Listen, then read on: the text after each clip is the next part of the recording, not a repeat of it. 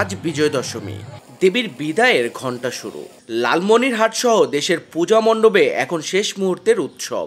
কালীগঞ্জ উপজেলার দক্ষিণ গোড়ালগান্ডাপাড় সার্বজনীন দুর্গা মন্দিরে হাজারো ভক্ত সমবেত হয়ে দেবী দুর্গার অঞ্জলি ও মহা আরতি সম্পূর্ণ করেছেন।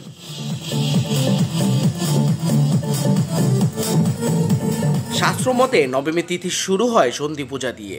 এ সময় 108টি নীলপদ্ম ও 108টি প্রদীপ নিবেদন করা হয় দেবীর চরণে। ভক্তদের বিশ্বাস, এই পূজার মাধ্যমে অশুভ শক্তির বিনাশ আর বিশ্বের শান্তি প্রতিষ্ঠা সম্ভব। তাই বিদায়ের বেদনা নিয়েও সনাতন ধর্মাবলম্বীরা প্রার্থনা করছেন সম্প্রীতি ও সমৃদ্ধির জন্য।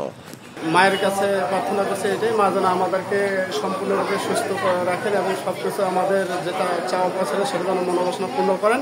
মায়ের কাছে প্রার্থনা করবে তারা যেন পারমার্থিক বিষয়ে উন্নতি লাভ করতে পারে এবং পরিবার, সমাজ তথা দেশের মঙ্গল কামনার্থে তারা আজকে প্রার্থনা করবে।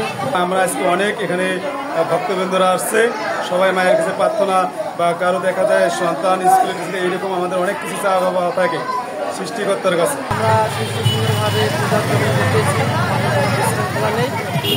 তাছাড়াও আমাদের আইন শৃঙ্খলা বাহিনী আছে, আনসার বাহিনী আছে, পাশে আমাদের পুলিশ বাহিনী আছে। আজ বিজয় দশমীতে প্রতিমা বিসর্জনের মধ্যে দিয়ে দেবী দুর্গা কৈলাসে ফিরে যাবেন। ভক্তদের কাছে এই বিসর্জন শুধু প্রতিমার বিদায় নয়, অন্তরের কাম, ক্রোধ, হিংসা ও লালসাকে বিসর্জন দেওয়ার শপথও।